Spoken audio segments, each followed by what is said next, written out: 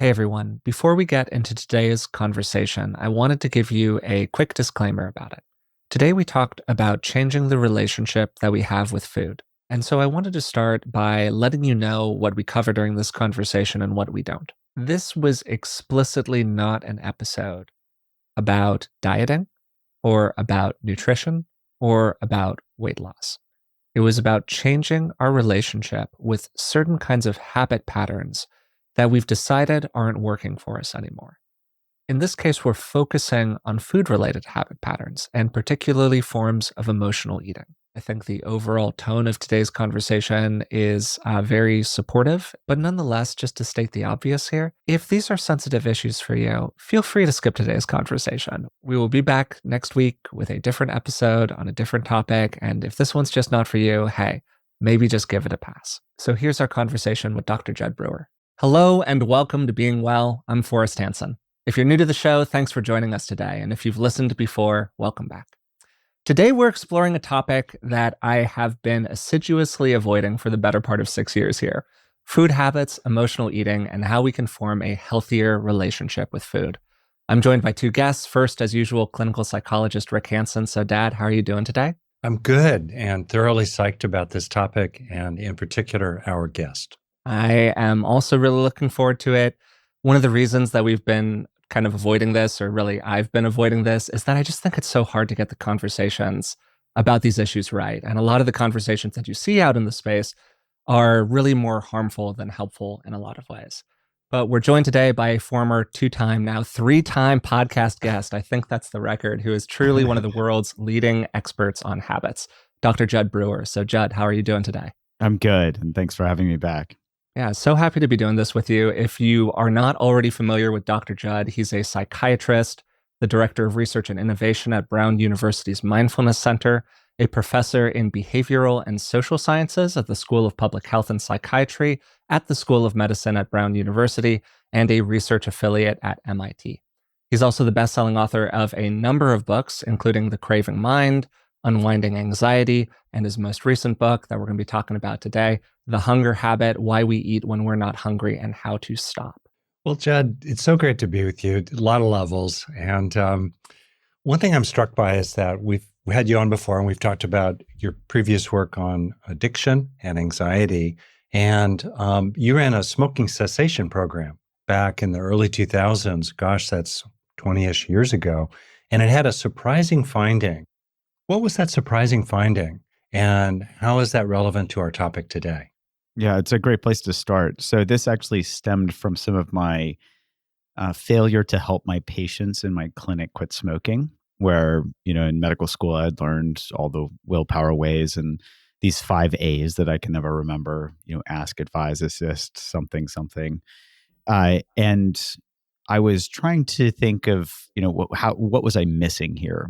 And I'd been meditating for a while and had been exploring, what if we just tried something radical where I just had my patients go ahead and smoke, because they're going to do it anyway, right? And so they were smoking anyway. And so I sent them home with the explicit instructions to smoke. And they're walking out the door like, my doctor just told me to smoke, But the further instruction there was to pay attention as they smoked. And that set off a series of studies culminating in a randomized controlled trial with basically helping people use mindfulness training to quit smoking. And the surprising finding there was that we got 5 times the quit rates of gold standard treatment. And the reason that that's relevant today is that set off a series of chain of events. So the first was that it really suggested something radical in modern day, which is changing habits isn't about willpower, it's about awareness. And that randomized controlled trial with very strong results suggested that actually may work. And so that helped me start to look at what's going on here mechanistically. The second thing that it set off was that we were looking at ways to scale that treatment. And so we had started playing with digital therapeutics, app-based mindfulness training programs. So we developed this Craving to Quit app and started having people pilot test it. And our pilot testers said something to me that I will never forget, where they said, "Oh, I'm changing my eating habits." And at first I assumed that they were just eating as a way to substitute food for cigarettes, because that's typically what we see. In fact, it's like 15 pounds of weight gain is the average for somebody in the US when they quit smoking. So here I am making an assumption that they're just substituting food for cigarettes. Fortunately, they corrected me and said, "No, that's not the case. We're actually applying these tools that you developed in this program to change our eating habits."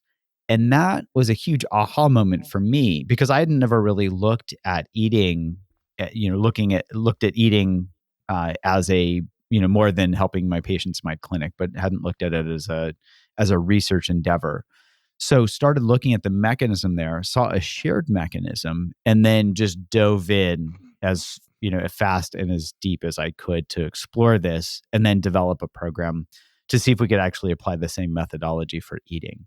So I want to Right. ask you here, Jud, about all the things that you're not focusing on in this book. Essentially, all the stuff that this book is not about. This is not a diet book. It is not really a nutrition book. It is a book about habits, fundamentally. And like you were saying, how you are applying these tools that you've learned in your work on habits to a particular kind of challenge that people have. But I would also love to just like open up some space for you to talk about that, because I kind of, vented about it in the intro to the episode a little bit. So what do you think about this? Yes. So what I've seen, and I'm guessing you've seen the same thing, but correct me if I've wrong, or add something if I'm missing something. There is a ton of information out there around everything from what we should eat, all to, not just macronutrients, but micronutrients now, and gut health and all this, and calories and body types. And so there's all this cognitive information, at least at a population level, that says, "Oh, this is what you should eat. This is what you shouldn't eat." And to some degree, I learned that back in medical school, breaks down to the basic formula of calories in, calories out, which is still taught in medical school today. So that is known. The other thing that is known is all the ways that companies engineer food-like products to be very addictive. And so I give a nod to these in the book just to highlight that this is a specific problem that has gotten people particularly hooked on food. But two reasons that I didn't write about that is, one, it's already been well researched and documented. So I don't need to write those books. Fortunately, there are great books out there, like Michael Moss's book on food engineering, amazing. So I don't need to write about those things, but it's helpful to give a nod to that. But one reason that, this as a general category highlights that information is not enough. So we know it. There's no lack of the knowing. It's the actual doing. And your book is so much about motivation at bottom, right? And shifting from, we could say, pragmatically problematic motivations to ones that are more beneficial for the individual and perhaps ultimately even for the planet.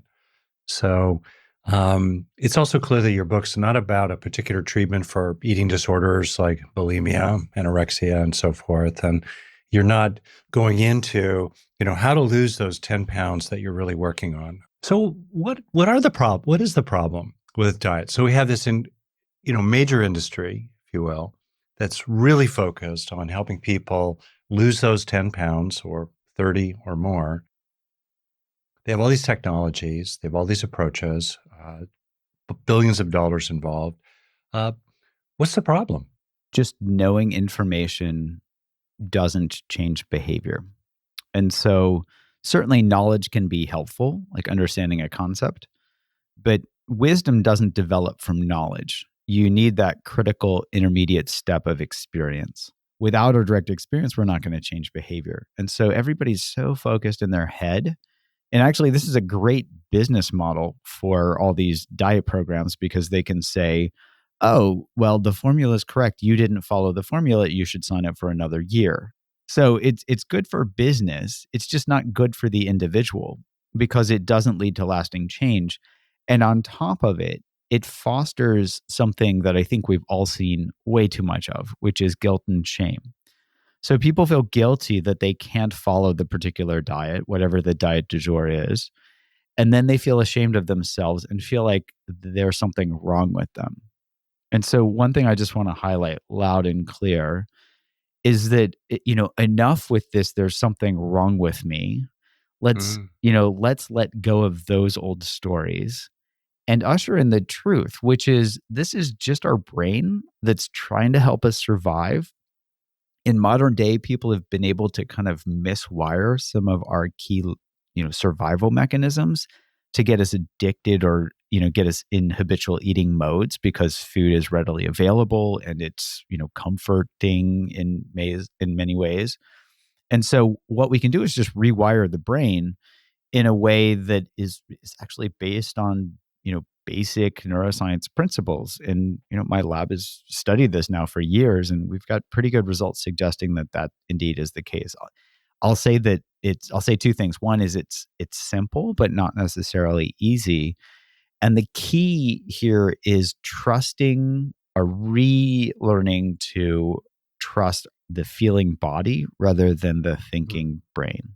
To just kind of like jump on board some of the stuff that you're saying here, Jud, just my view, the proliferation of like diet culture in the Western world, particularly the United States, is like top 5, top 10 negative mental health impacts on the largest number of people in my personal lifetime. I've seen friends struggle with this. I've seen partners struggle with this. I've seen most of these conversations just lead to an increase in anxiety, shame, self-disgust, as opposed to any availing of it. And so you've got a combination of factors that have led to a lot of suffering without a lot of help. Most of the research that we have on the topic shows that diets basically don't work for most people. What I mean by that is that when people lose weight, they lose a relatively small amount of weight and they lose it for a relatively short period of time. In part because the fundamental construction of how these things work, like you're saying, is just wrong. They're based on willpower. Again, as you explore in the book in some detail, the research on willpower has been a mixed bag at best over time. And you've really approached this through a very different lens, which is about kind of learning from what your body is telling you, as opposed to learning from what your brain has been conditioned to tell you by all of these various things, including, like you're saying, food engineering, which really tries to hack into what's going to be maximally addictive for your brain. Absolutely well said.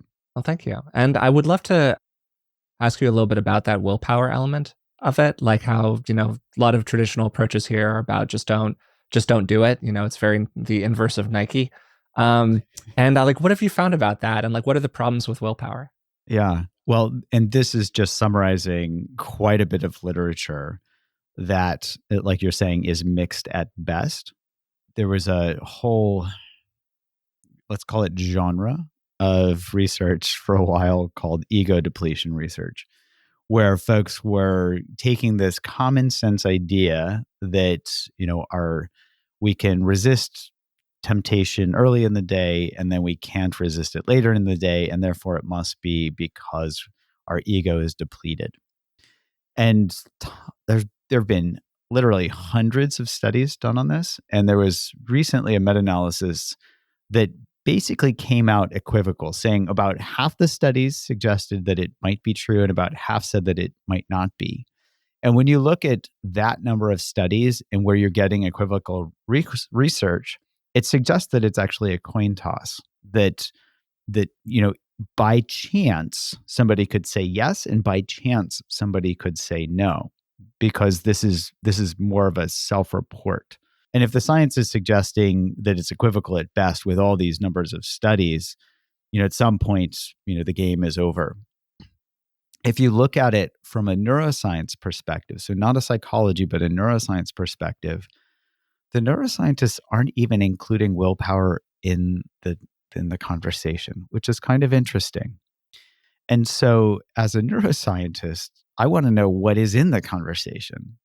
And there are actually some well-established formulas. The most well-known one was put forward in the 1970s by these two researchers, Rescorla and Wagner. So many people are familiar with Rescorla-Wagner curves because they are non-controversial, meaning that the basic formula is still the same.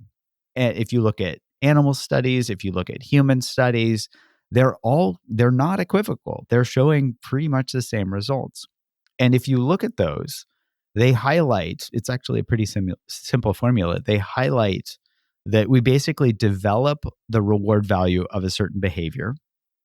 And we're going to, if we've done that for a while, we just set it aside as habit. We don't even pay attention to the reward value anymore. I think of it as set and forget.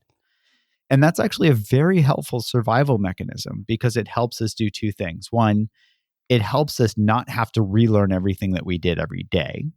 And it also pragmatically helps us make decisions. So for example, if we've determined that we like, certain type of chocolate, like for me, it's dark chocolate over milk chocolate. I've made that determination. I could keep testing that, but it's actually now pretty straightforward for me. So I don't have to say, oh, given a choice, which type of chocolate do I buy at the store? So it's very efficient. And if you look at it that way, that helps us, be efficient in life, but also provides this critical insight into how behaviors change. And this is very in line with what you both talk about a lot. The critical ingredient here is awareness. So bringing awareness in as we're doing a behavior. So let's say we scratch that itch of craving and we're in the middle of a behavior, we can actually learn a ton from that. And that's how behavior change happens. So I have set up in my mind a reward value hierarchy of chocolate. So for me, milk chocolate low on the list, dark chocolate, anything above 70%. I'm not going to slum it, below 70, so to speak. And so, like a new chocolate shop opens up in my neighborhood, and I look in the window, it looks like they've got good chocolate. I can go in there and I can try their chocolate. And if it's like the best dark chocolate, my brain gives me this big dopamine spritz. It's like fireworks. It's like, great, this is a great chocolate shop. You should come back here in the future. And so what happens is dopamine specifically fires and says, hey, remember this. It's a learning mechanism. And in these Rescorla-Wagner models, this is called a positive prediction error, meaning not that something went wrong, but it means that it was different than what my brain expected. It was surprisingly good. Yes. And you're highlighting the key piece here, surprise. So dopamine fires when we are surprised. Yeah, and we can be surprised because something is so salient that we can't not pay attention to it. But if something isn't like, very surprising, as long as we pay attention, we can still get that prediction error. So if it's really good chocolate, I learned this is a good chocolate shop, come back here. If it's not that great, my brain says meh. And that meh in scientific terms is a negative prediction error. Surprisingly disappointing. And disappointment is what leads to disenchantment, is what leads to behavior change. And the release of that craving eventually over time. Absolutely. With repetition. Absolutely. Yeah. Yeah. If I could jump in, there were a couple of paragraphs that were like money paragraphs to me. The light bulb went off in your book. So the paragraphs are, these cravings had nothing for foods. These cravings had nothing to do with what their stomachs were telling them. It's as though the wires connecting their brains to their stomachs had been crossed with their emotional wiring. I had assumed that hunger was clear and obvious when we felt it. I was dead wrong. And for people who have ignored true physical hunger with dieting and restricting for a long time, this disconnect between brain and body can be especially significant. Right? So we have this decoupling of broad wanting related to emotional needs that are being unsatisfied, which then gets crossed with hunger and somehow using food as sort of like the medicine, if you will, for a different kind of thing that ails us, right? And so you're helping people become more aware of the crossing of those wires, and you're also attending to the ways in which the typical dieting or typical food restricting processes can lead people almost to dissociate from and to become unaware of and disconnected from actual hunger for food, right? So I wondered if you could just kind of build on all that and use that as well to lead us into the overarching model of your 21-day program. I'd be happy to. And the context for that paragraph actually came from me doing a group medical visit with people with binge eating disorder. And yet another assumption that I'd had was that they could tell when they were hungry. And the fact was that they couldn't. One person put it very clearly. She said, I have an urge and I eat. And she couldn't actually tell me if that urge was based on what's described as physiologic hunger, which is the normal survival hunger, or what's now a term in science called homeostatic hunger versus hedonic hunger. So the homeostatic hunger says when I'm out of homeostasis, when I'm out of balance, I need to eat some food to get back into balance. Hedonic hunger, this is interesting. It's a misnomer because we're not actually hungry. We're eating because of an emotion. That's why they termed it hedonic hunger, but it's not true hunger. And so here the miswiring is where people get an urge to eat, not because they're hungry, but because of an emotion, right? And so this is where this food mood wiring starts to get set up and reinforced. Could you give an example here, Jud, of how the initial stages of that might come about for a person? In other words, how that initial crossing of the wires might start to form for a person? Just like give an example. Sure. So from a survival standpoint, our brains have to learn where food is. And in modern day, it seems trivial because we're like, I know where the fridge is. Food is readily available and we don't have to go and search for it very far. So that survival mechanism is, three elements there: a trigger, a behavior, and a result. So let's say that we're, and this goes back to our ancient ancestors foraging for food. The trigger is that they see the food, the behaviors, they eat it. And then the result is that their stomach sends this dopamine signal that says, remember what you ate and where you found it, or how to get it, basically. So that's the normal survival wiring. In modern day, and often this happens, so this can happen at first randomly, but it also is set up in our modern day culture because we do so many things socially related to food, where we first learn, like we're at a birthday party when we're a kid, for example. Oh, ice cream, cake, games, fun, blah, blah, blah. And we start to associate food with fun, right? And that's this positive reinforcement that starts wiring in food equals fun, not food is consumed when we're hungry. The second piece that often happens less deliberately is when we start to learn, I'm not feeling good. And that negative feeling, from a survival standpoint, negative, not good, our brain says, make this go away, do something to make this go away. And so we might either remember, food tastes good, let me eat some food. Or maybe we're sad as a kid and our mom's like, maybe they're hungry and our mom feeds us some food, and accidentally starts to help us set up that food mood relationship that's part of the negative reinforcement process, where we learn, I feel sad, angry, frustrated, lonely, bored, whatever. And then I eat food and I feel better. The third piece that can happen here is just the association. And I still remember this, going to the movies. Like when I was a kid, I can still remember the smell of popcorn in the movie theater. It's so distinct, right? That popcorn doesn't necessarily taste good, but man, when I went to bag see in practice, yeah. When it was about going to see the movie, it was like this whole thing. Going to the movie theater, and it was a big treat to get popcorn. So it didn't matter how bad it was, I was going to eat it. And so we make those associations as well.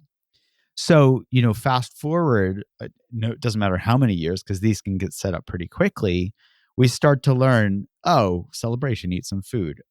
Feel angry, feel bored, feel sad, eat some food. Or, it's time for the nightly Netflix or television show. Let's have a snack, some popcorn while we do that. And so all these food mood relationships get set up in the absence of hunger. And so that's where those wires get crossed, because it's not about survival. How do we help ourselves not be so manipulated by both the kind of forces outside us and the forces inside us? the nice thing here is you don't have to have a PhD in neuroscience to understand this. We've covered most of the territory here already even. I think of this as concepts in the service of wisdom. And I want to mention this outright because how many people can look back and one of the people that I interviewed for the book, she had a huge stack of books in her basement all about dieting. So this highlights that concepts aren't enough. So we need to know a little bit of the concept like we've just been talking about, but immediately translate that into wisdom through this intermediate of experience. And so the first step is really just understanding how this miswiring happens. And we can go as far as mapping out the eating habit loop, but we can actually keep it even very simple and just ask this question: why am I reaching for food? Right? Is it out of hunger or is it out of habit? And that habit could be anything from boredom to sadness to some emotional, non-hunger reason that we've associated with food. And so simply pausing and asking that question brings awareness in and brings some curiosity in, like, why am I reaching for food? Then we can start to, I think of it, there are two next steps here. One is to start to kind of reacquaint and reconnect with our bodies, where we can start to relearn what true physiologic hunger feels like if we've not experienced that for a while. And so in the book, you don't need to read the book to understand this and start practicing it. We can start to look for true hunger signals. So for example, the ones that are non-overlapping tend to be the ones like stomach growling and feeling very empty. The ones that are overlapping with other psychological states include things like irritability. So we could be irritable for a number of reasons, including being hungry. So we can start to, just explore that territory. Why am I reaching for food? Am I actually hungry? And once we kind of reacquaint ourselves with true physiologic hunger and what that feels like, then we can start to shift into the second step, which is to really pay attention as we eat. Okay. But before we go on to that, I just want to pause. Does that make sense? Any questions before we go on? It makes complete sense. And I find myself, could just kind of pop up a little bit to a bird's eye view. So here we are, 3 men, middle-aged, including Forrest. Sneaking up on it. Middle-aged. I called myself middle-aged in a episode like a year ago, and I got so many comments from people being like, "You're not middle-aged yet," and I was like, "It's fine. I'm close enough." I think of myself as in late middle age, and I'm holding on to the first word there. Man, you're stretching here, buddy, but okay. But in any case, and we're white, we're privileged, and I just think about so many of the messages that pound on people related to body image, body shape, food, diet, are heavily gendered and also culturally situated in all kinds of ways. And what strikes me a lot about your approach, Jud, in a great way, you're really about freedom. You're really about choice.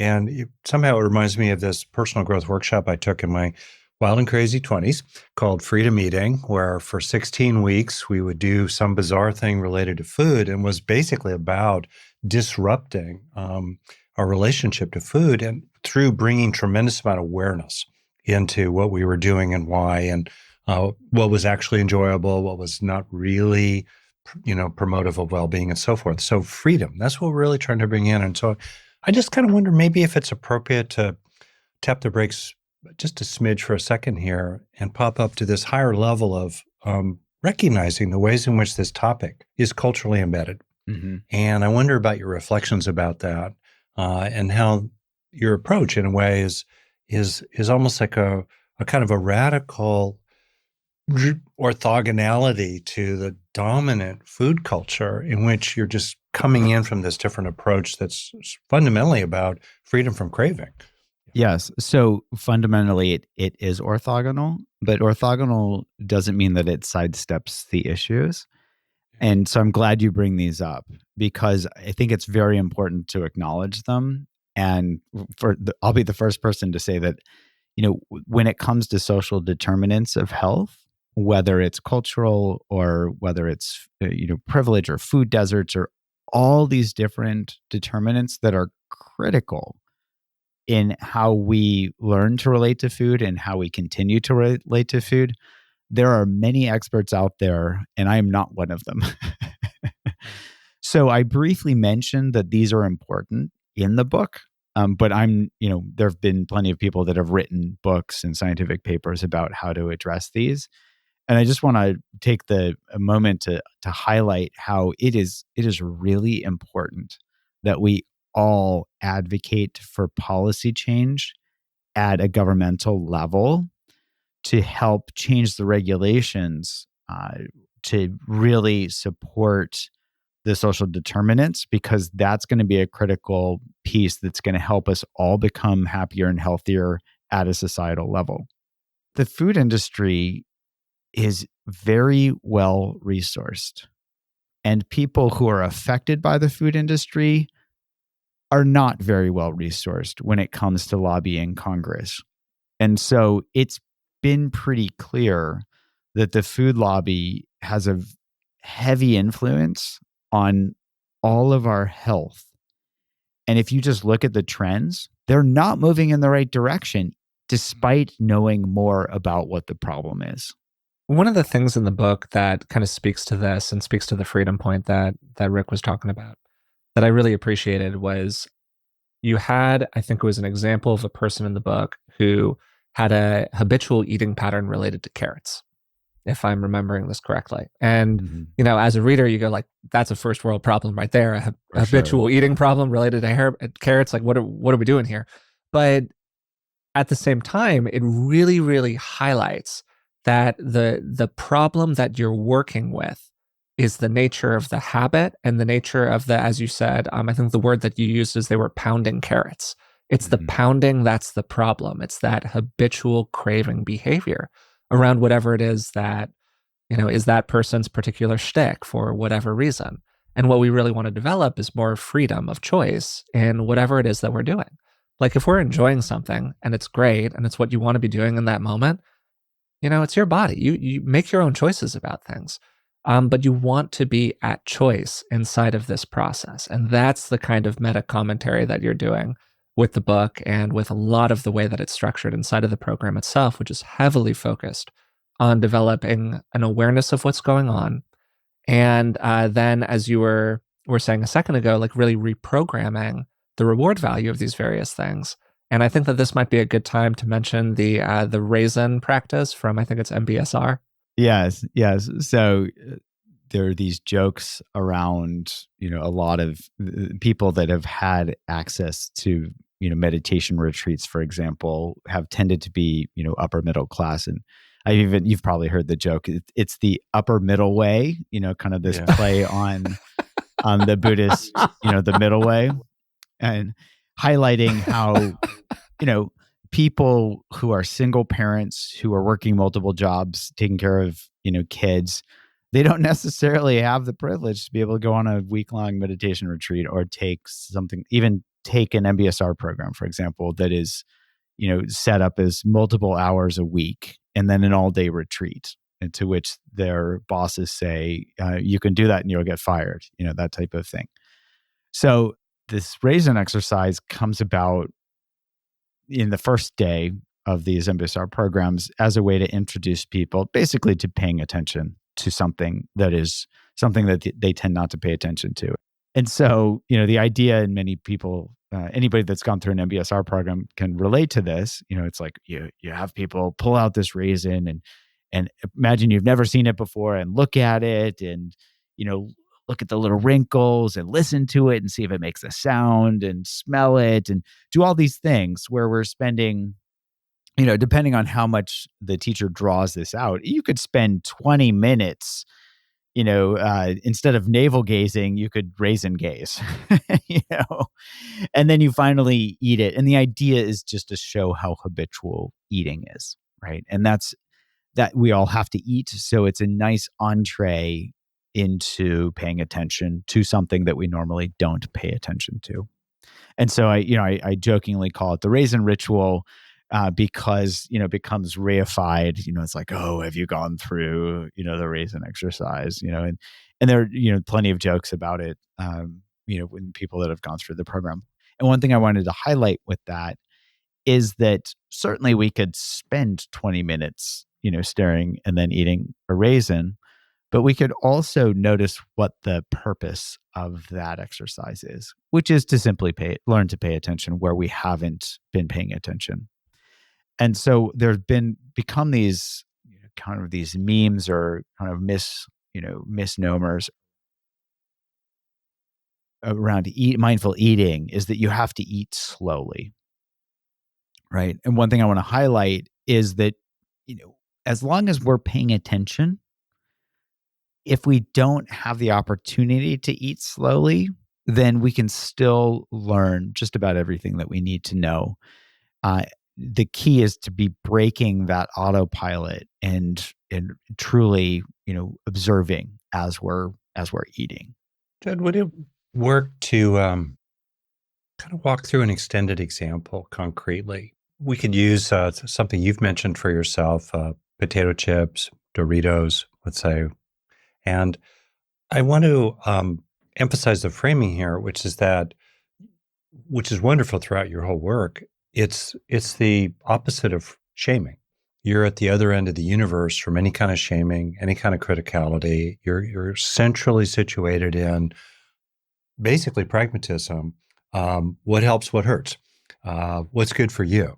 So in that frame, if I could kind of summarize what for me was central in the 21-day program, which then gets really elaborated in a very effective way, it's awareness of the initial craving or wanting, which has this quality of insistence to it. Got to have the chips, right?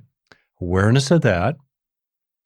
Lots of awareness on what does it actually feel like to eat the chips? Is it actually that good? And then awareness afterward of what are the effects, with a kind of helping of oneself to gradually appreciate what for oneself is, I'm going to use the word, a better way. So help us here. There you are. You're upset about something, let's say. The emotional issues are in play and it arises, want those chips, okay? And there's that quality of insistence and pressure and contraction and self-referencing that are really the hallmarks of this kind of basic drive, problematic wanting. So now start the example. How would you apply your approach to this particular instance? So I had a patient who came in who was referred to me, I think it was for eating, binge eating. She wanted to bond with her teenage daughter. And so they would watch a television show together every night. And she was in the habit of busting open a new bag of potato chips and eating the entire bag during the television show. And she tried everything. She couldn't break that habit. And so what I had her do, so one, you can see how there's social connection, there's habit going on. Our brains don't like change. So even contemplating changing that habit was scary for her.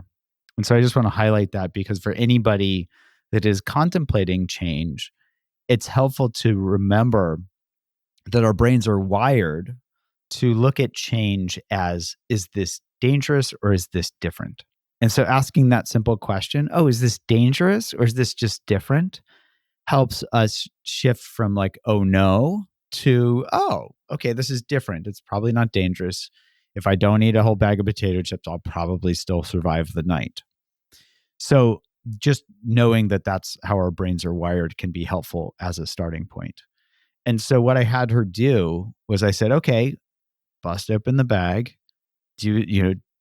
bond with your daughter, but just pay attention as you eat the potato chips.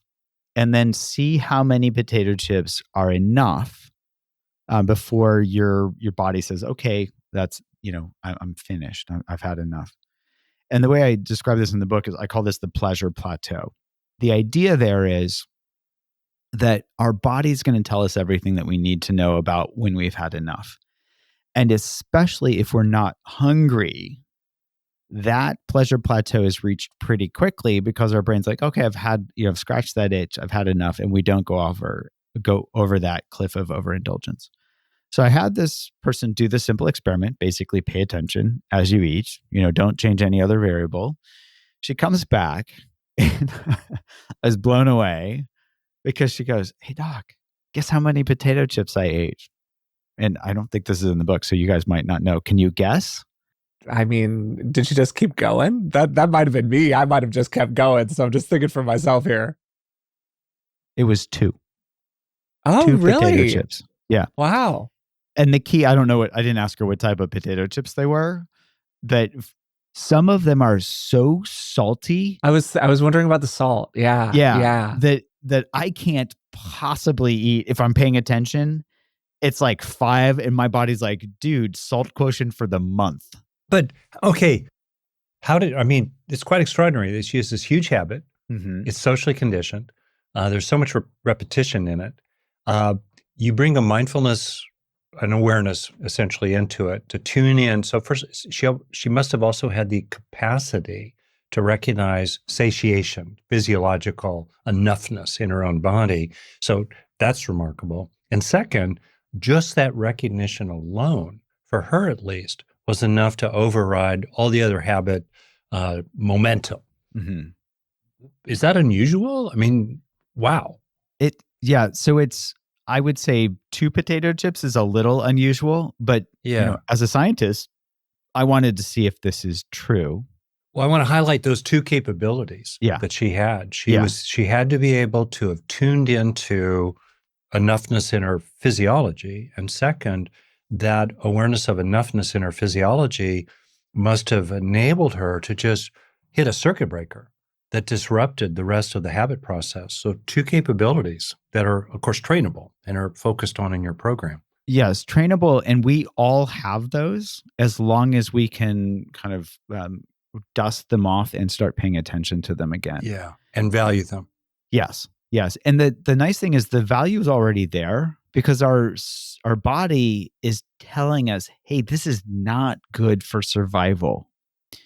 So it's there. It's just a matter of listening. It's like that red button on the dashboard is like beeping, is like blinking, and we just haven't. We've been ignoring it, and we're like, oh, what's that red button thing? That doesn't look good, So we actually did an experiment where we have this app called Eat Right Now, and we built in a mindful eating exercise that basically simulated this. It did more than simulated, actually. It had people go through this process in real life. And the question was, how quickly can somebody develop this disenchantment where that reward value drops below 0? And it turned out that it only takes 10 to 15 times of somebody paying attention on average, right? This is across a bunch of people, 10 to 15 times for that reward value to drop below 0. Now, that was surprising to us in 2 ways. One, and then it made a lot of sense after we found that and then reproduced it. We reproduced this with a community sample of over 1,000 people. And so, one, if you think about it from a survival standpoint, our brains have to be, and you've written about this, our brains have to be tremendously neuroplastic to change because we are constantly in change. Our world is constantly changing. And so we have to adapt quickly to a changing environment or we won't survive. So that same wiring is still at play when it comes to things that aren't as overtly dangerous. So we have to learn quickly. This confirms that we can learn quickly when it comes to overeating. Right. That's what's remarkable. Yeah. And it also highlights, to me, I've never had a patient come back and say, when I've had them pay attention when they've smoked or when they've overeaten, where they've never come back and said, thank you. I never realized how great a cigarette tastes or how good it feels to overeat, never. Because they're like, wow, how did I not realize that and notice it earlier? That's the common refrain is, wow, this seems so obvious. I just never noticed it before. I'm thinking about this from a little bit from my own perspective here, Jud, because I have a little bit of a habitual eating pattern. When I'm done with work, I typically take some time off. do whatever I do. And then I go and I play video games on my computer most of the time, or I watch, a show on my computer. And part of the ritual of that is pouring off some chips into a bowl. And if, I'm really in it, I will go through multiple cycles of pouring off some chips into a bowl. And I was thinking about this process that you go through with people and reflecting on it myself. I would describe myself as having like pretty good mental skills. I've do a podcast like this. I've been really focused on it in my work life for a better part of 6 years. If anyone's going to be able to do this stuff, it's probably me, right? And I was reflecting on like, okay, applying more. Yeah, I do these things sometimes, applying more mindful awareness to it, being more thoughtful about it. Okay. And there's a part of my brain that just doesn't want to do that. I kind of don't want to go through that disenchantment process because I like this behavior. There's a soothing to it. There's an enjoyment to it. Now, I'm at the very minor side of the consequence spectrum, is part of the reason that there's not a lot of incentive to me to change the behavior. But just in general, I'm curious about this kind of like, I don't want to do that. Sure, I can apply mindfulness. I can apply these tools you're teaching, but I don't know if I want to, man. And I'm wondering, for starters, is that just me or is this something that you bump into? And if it's not just me, what do you think about it? Yeah, it's a really good question. So first off, it's not just you. I see this all the time. And you're highlighting, if you think of the far end of the spectrum of habits, addictions, where people often talk about having to hit rock bottom before they change. And so you're highlighting kind of that middle road where it's like, oh, it's not bad enough that my body says, hey, this is bad. You got to do something about this. And many of us are living in that territory all the time, every day. So the way I think about that is that there are two levers that we can pull on when it comes to changing behavior.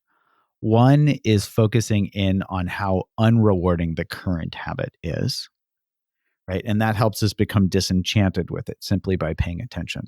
So let's start there, and then we'll play with the other lever. So let me ask you this. If you simulate or think back to the last time you did that, why not just eat more? Why not keep going even more than you do? I think it's two things. First, it's driven by some other values that I have. I am at least somewhat appearance conscious. I do have some of those models that we were talking about that are socially derived about like how I look and how I feel. So that's definitely in the mix. Secondarily, I think kind of more to the point, I get full. My body gets done. It stops being an enjoyable activity. I've hit that pleasure plateau and I'm starting to fall off the edge of it. I would say that's mostly why. Okay, great. So you're highlighting, if I'm hearing what you're saying correctly, one, there might be some hunger in there. Yeah, there could be. Yeah. Okay. And if there's not, my guess is you get full more quickly. Like some days you might be hungrier than others. I'm just guessing. And that's something that you could explore. So when there's hunger involved, it might be crossing with our normal survival mechanisms that say, hey, this is, I don't want to stop doing this because this is getting calories in, and it's helping me in that sense. So you could play with exploring that even more when you're not hungry and see how quickly you hit that plateau. And so that can build the disenchantment. The other piece the other lever that you can press is to ask, and this is the kind of the last part of the program, is finding what I call that bigger, better offer. So let me ask this. Have you ever had any other type of food in the bowl besides potato chips, or is it just your ritual? Chips are the go-to. If we have like berries around the house, I sometimes use berries too. Like blueberries is my typical one. I think they actually came up for you in the book as well, which I thought was funny. I don't know if that's a coincidence or not, but that's one that I'll sometimes go to as well. It has to be like a good pint of blueberries, though. Blueberries, there's a spectrum. Some not so great, some fantastic. So, just as an aside, blueberries are interesting because I just realized this recently. They can provide intermittent reinforcement because you never know with each blueberry how sweet or how tart it's going to be. That's a very funny point. Yeah. Yeah. So for me, blueberries are great because they taste great, and I don't down pint after pint. My body's like, okay, it's full, good enough, save the rest for later. So the thing you're highlighting there, and this is the second lever that we can pull, is we can compare, well, what's it like to fill up on potato chips or other types of chips? Whatever that bowl is, it could be filled with chips or it could be filled with blueberries. And then we can ask afterwards, what did I get from this? Right? Where do I feel more content? And in the moment, and then also we can look 10 minutes later, 20 minutes later, an hour later to see how it affects our energy level, our mood, all of those things afterwards. Mm-hmm. And so I don't know if you've had a chance to do that exploration. And if you have, I'd be curious to hear. Yeah, it's a great question. I think this really connects to something that Rick and I actually recently did an episode of the podcast on, which is the distinction between liking and wanting that you talk about in your work all the time. A lot of the time when we're in an experience that we have a habit pattern around, or maybe even a discrete want in the mind for, a lot of the time when I'm doing this, I'm like barely conscious. So it's not even that I want it. This is just the pattern. It's the thing that I do. But even when we're activated into it and there's a lot of wanting, there might not actually be a lot of discrete liking or enjoyment. And so part of what you're doing here is like you're helping people sort of focus on that enjoyment aspect. So for me with the blueberries, yeah, I can actually really kind of feel into how that would be a more enjoyable experience for me in some ways than my habitual pattern with like a slightly less healthy food, or in some cases, a much less healthy food. And how like with the reflection, from the third eye on this whole thing, hey, if it's a more enjoyable experience, why don't you do, and it also has all these like secondary gains for you in terms of, health and wellness and all of that. Why not just do that one instead? And sometimes I can't answer that question very well. It's funny how that works, where it seems so obvious, and at the same time, it's hard to actually activate into. And that often hints at one thing, which is, and maybe I'm biased as a scientist, but it says, hey, collect more data, right? And one thing to do, your mission, should you choose to accept it, is you mentioned I'm hardly conscious when I'm doing this. And so you can just even bring awareness, even a few moments, pause the video game, whatever, and notice what it's like. What does your body feel like? What's it taste like? And then, you could even have the bowl of chips and have the bowl of blueberries, and you could compare them side by side if you really want to do the experiment. I love a little A/B testing here, Jud. This is great. Yeah. You can't do it blinded, obviously, because you know what they taste like, but you get the idea, right? You can do the direct comparison. Yeah. And I would be very curious to see how little awareness you need to actually flip that switch from one habit to the other. So for me, I have functional hunger cues. I can basically tell when I'm full on whatever it is I'm full on, chips, blueberries, something else entirely. But a lot of the people that you work with, as you were saying early on, do not have functional hunger cues. Those hunger cues have been disabled either due to the kind of cross wiring that we were talking about earlier with some emotional stuff, or frankly, because of over restriction and over control and just general fixation on these kinds of food issues that they've had. So they've just like learned to stop trusting themselves. One of the hardest things that I found for people to develop is interoception, just being able to like actually feel into their body and get a sense of what's going on in there. And I'm wondering if there are particular tools that you've found in doing this work that have been really helpful for people. That's a really good question. I'm so glad you're asking that. So the first tool I would say is actually kindness. And the reason you both are nodding, because I'm sure you can see where I'm going with this. Without kindness, we're often playing this script of self-judgment in the background. And that self-judgment script divorces us from ourselves. So that we're, as I love the James Joyce short story, it's called The Painful Case, where he says, Mr. Duffy lived a short distance from his body. And so when we're playing the self-judgment story or the script, we're often living at short distance from our body because we're not comfortable in our own skin, literally. And so the idea is to open that door and come home to ourselves and re-inhabit our bodies, reconnect with ourselves. And that all starts with, kindness is the key to unlock that door. And so even just noticing what it feels like when we judge ourselves and comparing that to what it's like when we're kind to ourselves or when somebody else is kind to us, if we can't remember what it's like to be kind to ourselves, that's the key that opens the door. Once we do that, that's where we can start to get curious. And so I think of kindness and curiosity as best friends. Kindness, if we're good at self-judgment, then kindness is the first step. And then the kindness brings along curiosity as a friend. If we tend not to run that script as much, curiosity can lead the way and kindness is not far behind. But those two work very, very well together. So kindness for most of us is a really good place to start, just being kind to ourselves, right? And just seeing where we've got the story of I'm not good enough or shame or whatever it is. And then, just doing some practices to help support ourselves. I'm sure you guys have done tons of podcasts on different ways that people can support themselves. So I would say listen to all those podcasts over again. So once we've got kindness, as our companion, then we can start to get curious and start asking simple questions like, what does hunger feel like?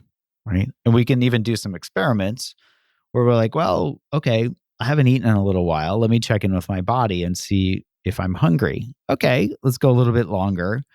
And then kind of wait for our bodies to tell us what hunger feels like. And then we can say, okay, there's this, that seems familiar again. And other ways that we can support that is doing simple practices like the body scan, just to practice re-inhabiting our bodies. Like you're saying, the interoceptive awareness is often very foreign to us because we live so much of the time in our heads. And so this is where just remembering that the feeling body is much wiser and stronger than the thinking brain, that's where all the action is. And so reacquainting, refamiliarizing, and reconnecting with our bodies is really essential for this whole process. I've long had a deep interest in craving broadly and kind of rooted in the Buddha's drive theory of suffering and that fundamental tipping point, because life is not inherently suffering. It's just when we bring the understandable, it's not our fault that we have this profound machinery of craving inside us, but it is our responsibility as to how we relate to it and what we do about it. And so when I think about my own versions of practicing kind of in the 3-step process, is how I think of it that you're describing. Step 1 is awareness of wanting, that intensity, and to kind of is to step back from it, first of all, rather than be identified with it, and to step back. And in the stepping back, we basically are saying, you're not driving me in this instant, I'm observing you. And then what is that intensity of wanting about? And to pull apart the threads of it. Oh, there's an insistent element. Oh, there's a kind of contraction. Oh, there's a sense of something missing, something wrong, some drive I need to fulfill here. Often there are also, I think of it as these intensities of prediction, deep down in the motivational machinery, subcortically and so on. In our brain is this ancient advertising agency, as well as alarmist agency that's over-predicting benefits and over-predicting harms depending on what it's doing. And very often it's neither so great nor so horrible as that machinery is predicting, to motivate the little monkey or rat or lizard deep inside us all. Okay, all that's going on. So there's this deconstructing of awareness. And what helps me alongside that kind of awareness, that deconstructing, teasing apart awareness of wanting itself and the body sensations of it, is this little voice, Rick, you're okay already. Rick, you're all right already, which is kind of bringing in a quality of contentment, which tends to defuel that intensity of craving. So that's like part 1. And then part 2, just like you're saying, noticing that the the promised rewards are not that great. By the second potato chip, I'm kind of okay. That's the second part. And for me, there's something about that that's wonderful. It's like, as you say, waking up from the spell in that second step where you realize, wow, they've been tricking me, right? Or deep inside, that ancient circuitry has been tricking me and I don't want to be bossed around by it. And then that third stage, I'm so interested in that third stage of inclining the mind in that language, of helping ourselves learn to want what's better for us, the bigger, better offer. I like that BBO, right? Maybe you could talk a little more about that because we've sort of under-discussed that so far here. How do we help ourselves start to really like that other way? And one little trick I use for myself is to think about the me I will be becoming, the guy who will be suffering, the long-term pain after that short-term gain. And, kind of appreciating what will be good for that guy, as it were. So I'm increasingly inclined in that direction. How do you help people do that third part? That's a really good question. If we could just take a minute and go back to the first part, I just want to highlight something that's interesting. The contentment often indicates balance. And when we're physiologically out of balance, homeostatic hunger is a great example of where there's a natural drive to eat. And so I just want to highlight, and I think this is what you're saying as well, but I just want to be very clear here. We can have a craving for food because we're hungry, and that is not caught in the cycle of suffering, right? In fact, it's helpful. It says, hey, go eat some food to get back in balance. So, and that contentment is the signal that we're back in balance. I think if I'm hearing what you're saying, one thing you're highlighting here is that when we have this story, when it's that hedonic or emotional hunger or this story around hunger, we're out of balance and we're not going to actually get back into balance because we're actually making ourselves more out of balance by feeding that, scratching that itch and feeding that craving. So I just want to, is that in line with what you're saying? Yeah. I think of auto craving, auto wanting. The brain is sort of looking for something to want. And then also there's sort of like delusional insufficiency. And what I mean by that is that, drives come from a sense of needs unmet, something missing, something wrong. So in my own little practice with myself, there's both a lot of granular awareness of wanting, craving, and so forth, and also an awareness that it comes from a sense of something missing, something wrong, that's not actually true in the present. In the present, I'm not starving. In the present, I'm basically okay. So much is okay. So I'm essentially associating, I'm counter conditioning a sense of fullness and balance and contentment to a sense of something missing, something wrong, craving, to gradually defuel, the fires of craving. So this actually does point toward the question that you were asking is how do we find this third step more easily and how do we condition this? So you're highlighting this very powerful element of awareness. If we can start to see what is knocking us off balance, and if we are knocking ourselves off balance, that's very different than our physiologic hunger saying, hey, I'm truly out of balance. And so if we can see clearly what it is, then instead of trying to, we could try to steer ourselves back on track, but that tends to take this, my future self type of thing. Or we could ask, what if I stop steering myself off track? And then we naturally get back into balance.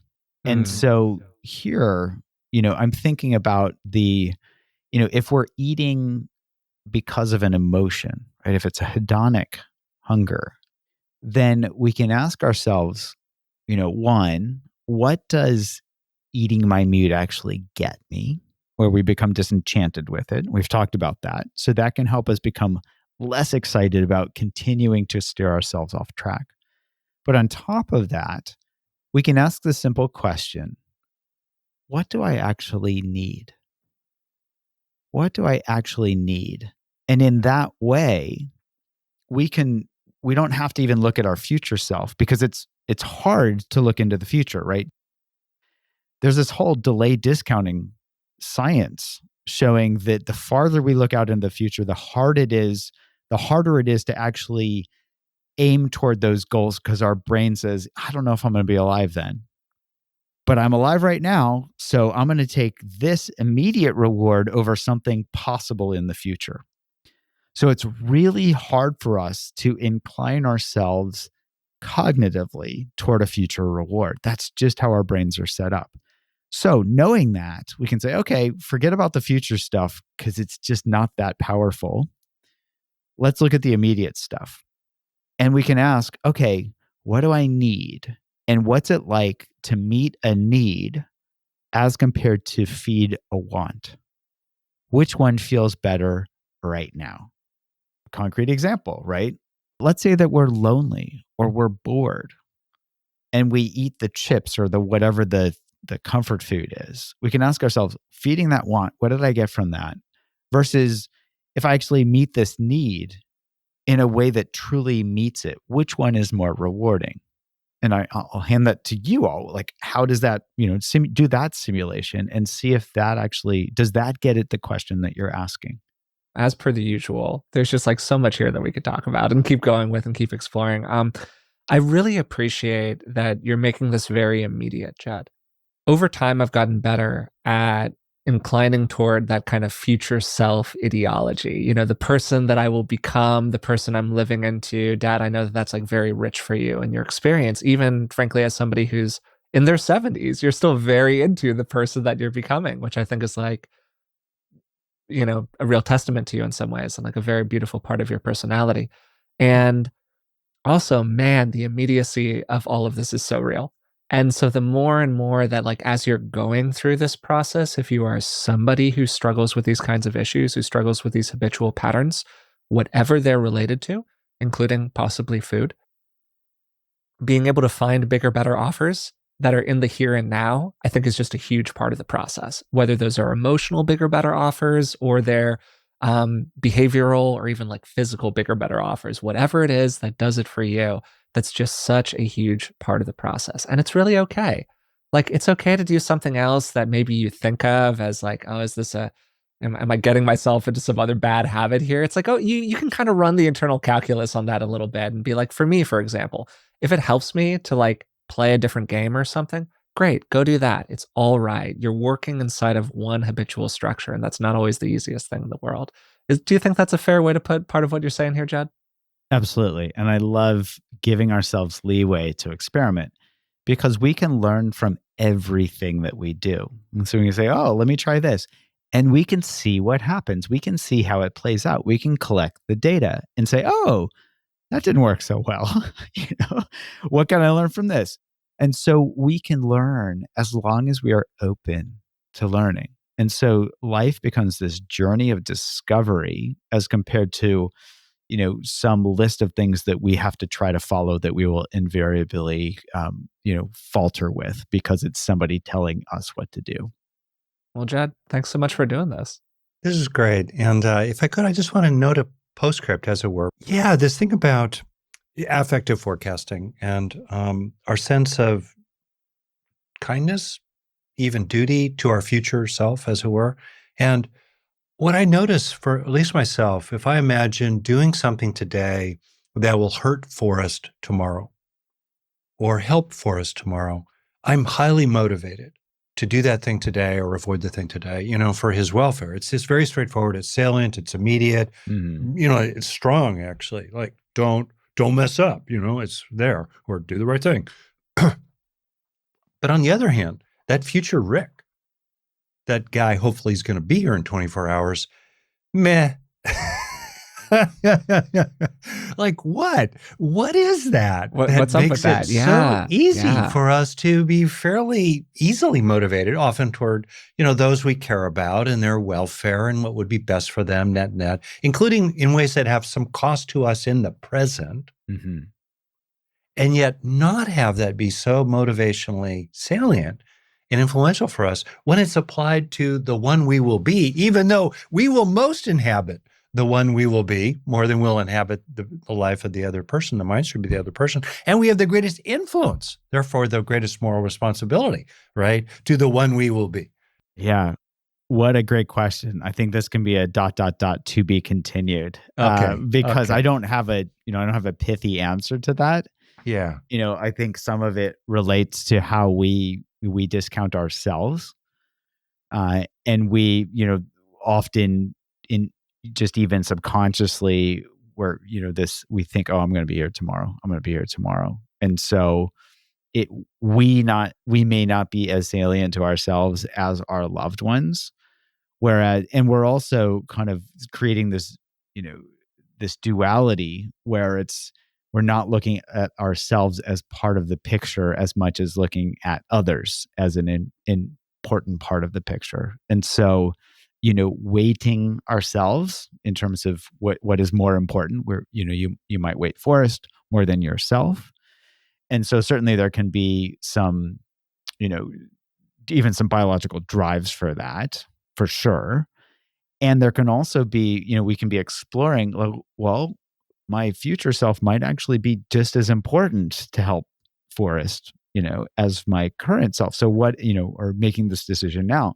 So what is it that I am ignoring or assuming that is contributing to that differential? Super interesting question.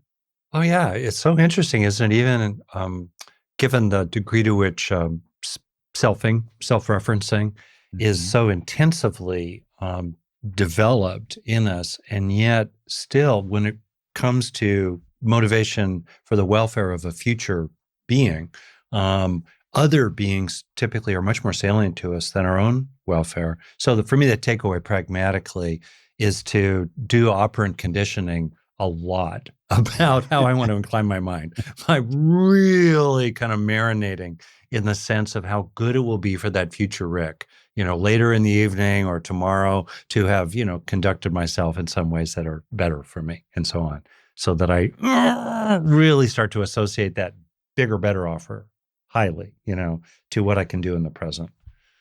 Love it. Jud, you've been incredibly generous with your time as per the usual. So thanks so much for doing this with us. My pleasure. This has been really fun. I really enjoyed our conversation today with Dr. Jud Brewer, in part because of the overall tone of it. This was not a conversation about diets or about weight loss or really about nutrition. It was about changing the relationship that we have with our habitual patterns and applying that broad notion of being at choice about our behavior to a particular kind of substance that people often struggle with, namely food. And you could apply the lessons from today's conversation to really any habitual pattern, particularly any habitual pattern that has an emotional aspect to it, and different behaviors that we use as emotional coping mechanisms. So there might be something here for people who struggle with smoking or alcohol. I think there are also lessons here, frankly, for our interpersonal relationships and the habits of interaction that we get sucked into in order to soothe ourselves in different ways. I have plenty of little ways that I cope emotionally sometimes by pushing other people away or by forcing environments to be exactly the way that I want them to be and not being sufficiently sensitive to the needs of other people. And these are all habitual patterns of different kinds. But the key tools that Jud focuses on here, awareness, being just conscious of what's going on while it's happening, then that basic notion of updating the reward value of an experience, where as you're applying awareness, you're being with whatever it is that you're doing. So you're seeing it for what it is, as opposed to seeing it for the story that the brain is telling you about what it is. And then finally, finding that bigger, better offer. What's something that would actually be more appealing, more enjoyable in the moment than whatever it is that your brain is currently stuck on? The key target that we're aiming for here, whether it's our relationship with food or with alcohol or with interpersonal behaviors or with the way that we work with our own mind or whatever else, the key goal is freedom. That's what we're aiming for here. We want to be at choice about our behaviors as opposed to being trapped in a prison of repetition. And I loved some of the things that we talked about toward the end of the conversation, and particularly how Jud really emphasized the role of kindness and self-compassion here as key values, not just because we're all being kind of warm and fuzzy with ourselves or some of that, new age BS, but because actually, truly, these are behavioral change mechanisms.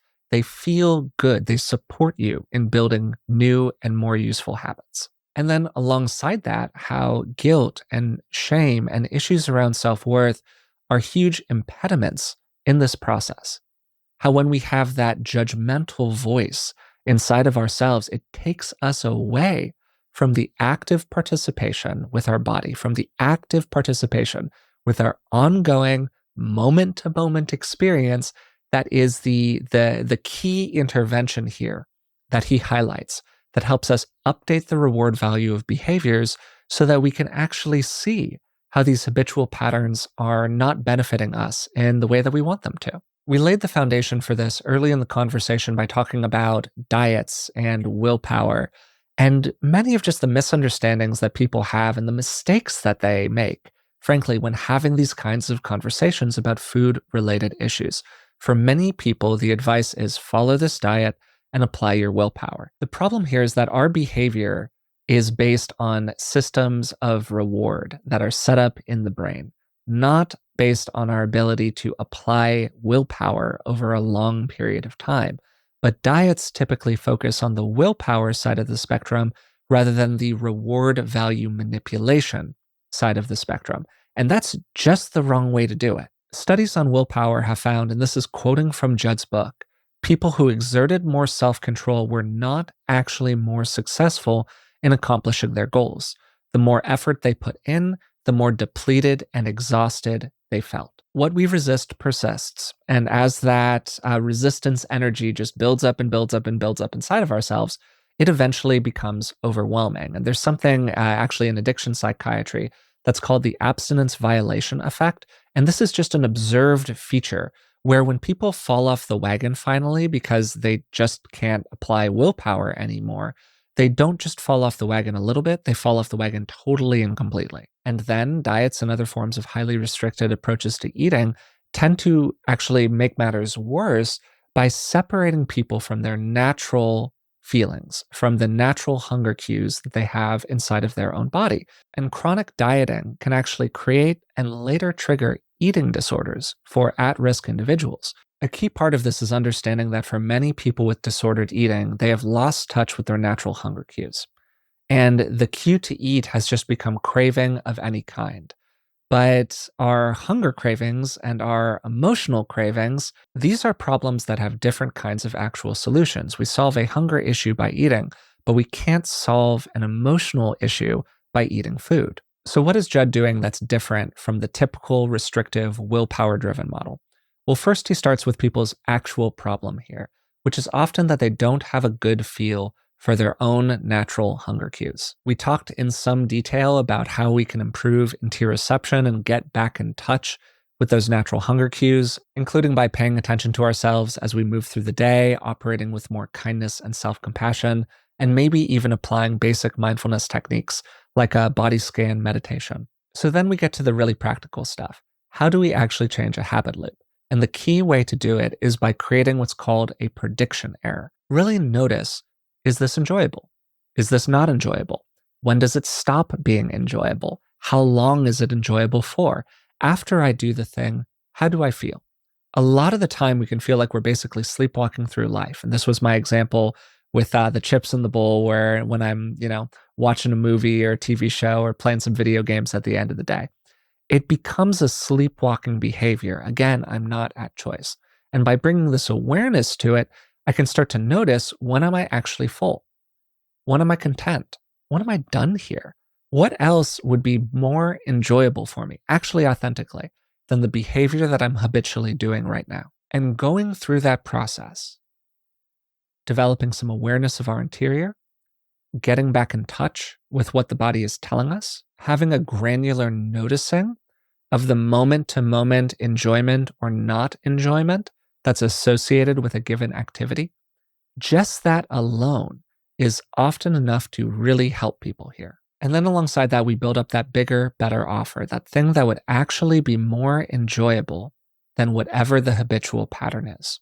The incentive to the brain that talks it into trying something else on. And this might be a little edgy for people, but for me, a bigger, better offer is often feeling emotionally good about myself, feeling like I put the effort in, feeling like I was aligned with a sense of meaning and purpose in whatever it is that I'm doing. Feeling, as Rick said toward the end of the conversation, like I'm really helping out that person that I am becoming.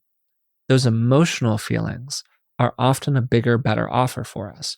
But to get to them, we have to work through the shame, the self-criticism. And so the first step is often building in a little space around that suffering. And when we can offer that to ourselves, it is really a fantastic first step here in changing any kind of habitual behavior. So I hope you enjoyed today's conversation. Our guest today was Dr. Jud Brewer. His recent book was The Hunger Habit. It is a fantastic book. I think it is one of the absolute best ones that has been written on these topics. If you'd like to support the show, the best way to do that is by subscribing wherever you're listening to this now. We really appreciate that. It turns out also, if you're watching on YouTube, that only about a quarter of the people who watch these videos are subscribed to the channel. So if you could please subscribe, that would be great. If you'd like to support my work in other ways, you can find me on Substack and on Patreon at patreon.com/beingwellpodcast. I've had a lot of fun writing for Substack recently. I'd really appreciate it if you would check that out. Until next time, thanks for listening, and we'll talk to you soon.